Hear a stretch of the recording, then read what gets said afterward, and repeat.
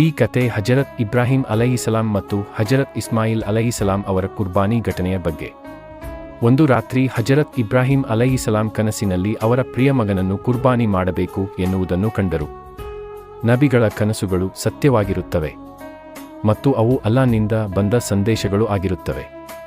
ಹಜರತ್ ಇಬ್ರಾಹಿಂ ಅಲೈಹಿಸಲಾಂ ತಮ್ಮ ಮಗನಿಗೆ ಹೇಳಿದರು, ಮಗು, ನಾನು ಕನಸಿನಲ್ಲಿ ನಿನ್ನನ್ನು ಕುರ್ಬಾನಿ ಮಾಡುತ್ತಿರುವುದನ್ನು ಕಂಡಿದ್ದೇನೆ.